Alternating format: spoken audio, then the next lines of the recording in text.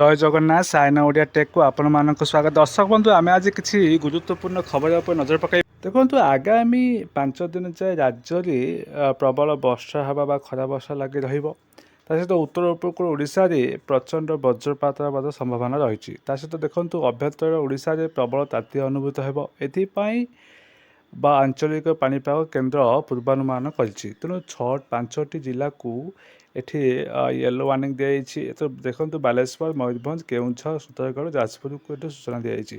ତା ସହିତ ଦେଖନ୍ତୁ ଯେ ଆଗାମୀ 1 ବା 2 ତାରିଖରେ ପ୍ରବଳ ବା ଝଡ଼ ବର୍ଷା ସହିତ ବଜ୍ରପାତର ମଧ୍ୟ ସମ୍ଭାବନା ରହିଛି। ତେଣୁ ଅଭ୍ୟନ୍ତର ଓଡ଼ିଶାକୁ ବର୍ଷା ସହ ବଜ୍ରପାତ ନେଇ ସତର୍କ ସୂଚନା ଜାରି କରାଯାଇଛି। ତେଣୁ 2 ଦିନ ମଧ୍ୟରେ ମେଘମୁକ୍ତ ଆକାଶ ସହ ବାୟୁମଣ୍ଡଳ ଶୁଷ୍କତା ବୃଦ୍ଧି ପାଇବ।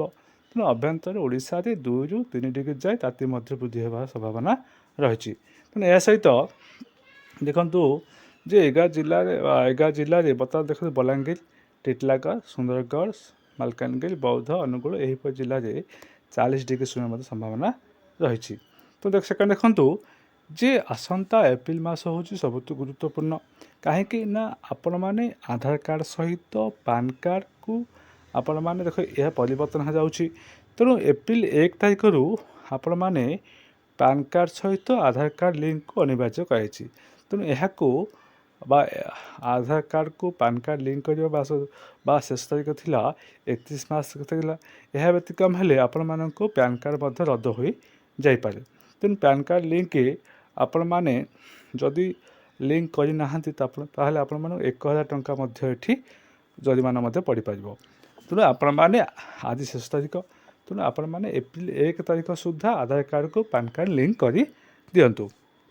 ତାପରେ ଦେଖନ୍ତୁ ଯେ ଫାସ୍ଟ୍ୟାଗ୍, ଏଠି ଦେଖନ୍ତୁ ଯେ ଫାସ୍ଟ୍ୟାଗ୍ KYC ଅନିବାର୍ଯ୍ୟ କରାଯାଇଛି। ଫାସ୍ଟ୍ୟାଗ୍ ଏହାକୁ 31 ମାର୍ଚ୍ଚ ପର୍ଯ୍ୟନ୍ତ ରଖାଯାଇଥିଲା। ତେଣୁ ଏହା ଅପଡ଼େଟ୍ ନ କଲେ ଆପଣମାନଙ୍କୁ ଟୋଲଗେଟ୍ରେ ଟଙ୍କା ଦେବାରେ ମଧ୍ୟ ଅସୁବିଧା ରହିବ। ତେଣୁ ଆପଣମାନେ ଆଧାର କାର୍ଡ଼କୁ ପାନ୍ କାର୍ଡ଼ ନିହାତି ଲିଙ୍କ କରନ୍ତୁ। ତାପରେ ଦେଖିବା ଯେ ବର୍ତ୍ତମାନ ଦେଖ ସୁନାର ମୂଲ୍ୟ ମଧ୍ୟ ବୃଦ୍ଧି ହୋଇ ଚାଲିଛି। ତେଣୁ ଆପଣମାନେ ଦେଖିବେ ଗତ 10 ଦିନ ହେଲା ସୁନାର ମୂଲ୍ୟ ବର୍ତ୍ତମାନ ବୃଦ୍ଧି ହୋଇ ଚାଲିଛି।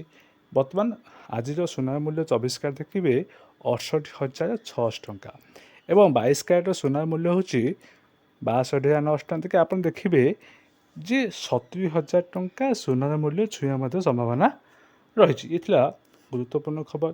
ତେଣୁ ଦେଖନ୍ତୁ ଯେ ଆସନ୍ତା ଏପ୍ରିଲ ମାସରେ ଗାଡ଼ିର ମୂଲ୍ୟ ମଧ୍ୟ ବୃଦ୍ଧି ହେବ ଏବଂ କିଆ କମ୍ପାନୀ ଏଥିରେ 3% ବୃଦ୍ଧି କରିବ ବୋଲି ଏଠି ସମ୍ଭାବନା ରହିଛି। ତେଣୁ କିଆ ଇଣ୍ଡିଆ ସେଲ୍ସ ଆଣ୍ଡ ମାର୍କେଟିଂ ରାଷ୍ଟ୍ରୀୟ ପ୍ରମୁଖ ହରଦୀପ ସିଂଙ୍କୁ ବିଚାର କରିଛନ୍ତି ଯେ ଗ୍ରାହକମାନଙ୍କୁ ପ୍ରିମିୟମ୍ ଏବଂ ପ୍ରଯୁକ୍ତି ଦୃଷ୍ଟିରୁ ଅତ୍ୟାଧୁନିକ ଉତ୍ପାଦନ ଯୋଗାଇ ଦେବା। ସେଥିପାଇଁ ବର୍ତ୍ତମାନ କିଆ କମ୍ପାନୀ ମଧ୍ୟ ନିଜ ଗାଡ଼ିର ମୂଲ୍ୟ ମଧ୍ୟ ବୃଦ୍ଧି କରିବ। ବର୍ତ୍ତମାନ ଭାରତରେ କିଆ ବା ଦେଖନ୍ତୁ ଏଠି କାର୍ନିଭାଲ, ସୋନେଟ୍, କ୍ୟାରେନ୍ସ ଓ ସେଲ୍ଟସ୍ ବା ଇଭି ଭଳି 6ଟି ମଡ଼େଲ ବିକ୍ରି କରୁଛି। ଦେଖନ୍ତୁ ଯେ ବା କିଆ କମ୍ପାନୀର ସବୁଠୁ ଅଧିକ ବିକ୍ରି ହେଉଥିବା ସେଲ୍ଟସ୍କୁ ବର୍ତ୍ତମାନ ଏକ୍ସକ୍ଲୁସିଭ୍ ପ୍ରାଇସ୍ ଥିଲା 10,90,000, ଏହାକୁ ମଧ୍ୟ ବୃଦ୍ଧି କରିବ ବୋଲି ଆଶଙ୍କା ରହିଛି। ତେଣୁ ଏହିପରି କିଛି ଗୁରୁତ୍ୱପୂର୍ଣ୍ଣ ଖବର ଆମେ ଡିସ୍କସ୍ କଲେ। ଯଦି ଆପଣମାନଙ୍କୁ ଭିଡ଼ିଓଟି ଭଲ ଲାଗିଥିବ ତାହେଲେ ଲାଇକ୍, ସବସ୍କ୍ରାଇବ୍ ନିଶ୍ଚୟ କରନ୍ତୁ।